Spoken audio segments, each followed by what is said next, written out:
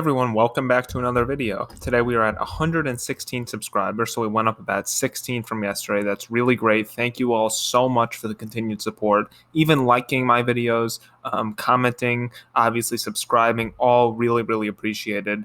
My initial goal now is to get to 270 subscribers by election day. Definitely probably not going to happen, but still that is a goal that I set for myself. So if you guys can help make that happen, it would mean a lot. But moving into the topic of today's video, it is that Joe Biden is leading in the state of Georgia at this point. And in terms of the polls that have come out in the last couple weeks, and even a Fox News poll that came out in June, we see that Joe Biden has narrow leads or that he is tying with Donald Trump in the state of Georgia. Now, the thing that is encouraging for the Joe Biden campaign at this point is, number one, mail-in ballots requested. We see that the mail-in ballots requested for Democrats is 49% and the Republicans is 43%. In a historically conservative state, the Democrats outperforming the Republicans in mail-in ballots, which will generally be a Democratic constituency anyway, in terms of mail-in voting. It's still a good sign for Joe Biden's campaign, nonetheless, that he is running up a 6-point margin. And also, it is important to note turnout. As turnout increases, Joe Biden's chance of winning the presidency increases. And similar to how we're seeing massive increases in mail-in ballots requested in states like Pennsylvania, in Michigan, in Wisconsin, in a lot of key states, as well, we are seeing a 620% increase in the requested mail-in ballots in the state of Georgia. So it started at 237,000 in 2016 and it exploded to 1.7 million ballots requested. So not only are we going to see larger numbers of people voting on election day, but this is very good news for Joe Biden, his campaign, considering the fact that this is a state that went to Donald Trump by around 5 to 6%. So if Joe Biden is able to build a coalition of mail-in ballot votes and run competitive with Donald Trump in terms of actual in-person voting, that he has a very reasonable shot at winning this. And that's the same thing that it's really the converse for someone like Donald Trump. He needs to be relatively competitive in mail-in ballots in a lot of swing states, and he needs to have a massive turnout on election day. So we really see kind of an opposite dynamic for both of these two in terms of mail-in ballots, which looks good for Biden, and in-person voting, which looks particularly good for Trump. But at this point, in most states besides Michigan, which is looking fairly decent for Donald Trump at this point, we see Joe Biden running very good margins in a lot of these states, running competitive in Arizona and mail-in ballots requested, actually winning by large margins in states like Pennsylvania. But that's really more holistic. That's taking into account everything. And today was really just focusing on the state of Georgia. Now, Georgia is probably the closest state at this point when looking at it, and polling has gone back and forth. Again, I don't want to just rely on 538, but it has been a 50-50 state going back and forth. 1 point for Joe Biden, 1 point for Donald Trump for the past few months, actually. So again, trends show this state turning blue. Personally, I do not see it going to be enough for Joe Biden on election day to carry the state of Georgia. If he were to carry it, it would have massive implications on the electoral map.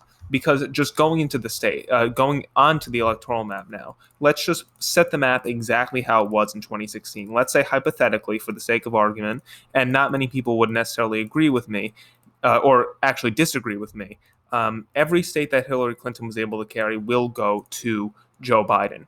At this point, for the sake of the argument, I'm going to give Donald Trump Nebraska's 2nd district, as well as give him any state that he's been leading in so far. That would be Texas, Mississippi, Alabama, obviously all these states in the South, Ohio and Iowa, key states that Donald Trump has been narrowly leading in.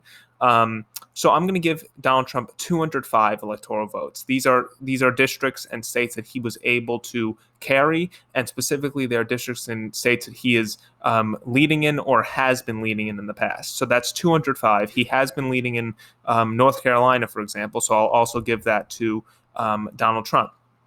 If you were to give Joe Biden the state of Georgia, just for the hypothetical, if it were to tilt into the Democratic column, the math gets very difficult for Donald Trump because in this hypothetical, anything like a Florida would put Joe Biden over the top. So he would only need Florida and Georgia to win in this map. If Donald Trump even carried the rest of the Rust Belt and carried Arizona, it would not be enough for Donald Trump to win this election.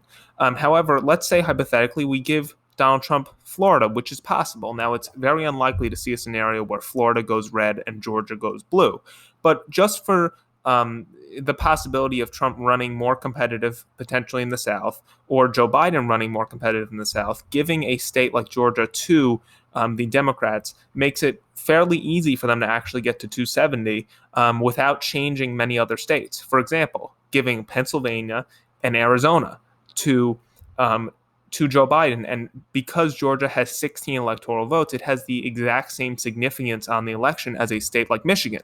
Now, Michigan obviously looks more promising for Joe Biden at this point, but Donald Trump would be able to win Wisconsin and potentially win Michigan in this scenario, and he would still lose the election. So Georgia is really one of those states that cuts Donald Trump's paths. It makes it harder for him to win because Michigan, Wisconsin, if they go as well as Georgia, Donald Trump would be winning the election. But in a state that is just so close at this point, one of the closest states next to Florida, seeing Joe Biden win here would effectively make him the next president, because if Georgia goes blue, the likelihood of Florida going red is quite low. So Florida would probably go blue in that scenario. So would North Carolina, Michigan, Wisconsin, and potentially the rest of the map would say the same. I'm not saying that this is how it's going to play out on election day. I'm just saying, hypothetically, Georgia is one of those states where Donald Trump needs to win it. Joe Biden absolutely does not need to win the state of Georgia. In fact, he could lose Georgia. He could lose North Carolina. He can lose Florida. He could lose Arizona. If he's able to clinch victories in Nebraska's 2nd and Maine's 2nd congressional district. This one, at this point, Nebraska's 2nd, has been leaning Joe Biden's way. He's more likely to carry this than not. And the Maine 2nd is a complete toss-up. So let's say hypothetically that happens. Donald Trump could carry a state like Wisconsin, or Donald Trump could carry a state like Nevada and New Hampshire and have Joe Biden carry the state of Wisconsin, and it would not be enough. Joe Biden would still win the election. So really what I'm trying to say here is that Georgia is extremely important to Donald Trump's campaign, and having Joe Biden win here, running so competitive in the polls, and actually winning in many of these scenarios. 50-45, I don't see a 5-point victory. If Joe Biden was able to win by 5 points in the state of Georgia, it would be a blowout. However, looking at mail-in ballots, looking at the turnout, this is very good news for Joe Biden.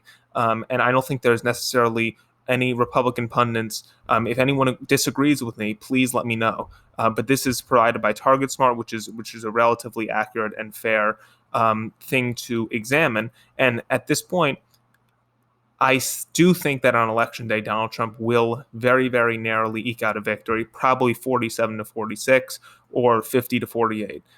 Joe Biden is probably has a better chance at winning the presidency at this point than Donald Trump, but crazier things have happened. Donald Trump obviously won the election fairly, despite losing the popular vote. So at this point, very crucial state to Donald Trump's math.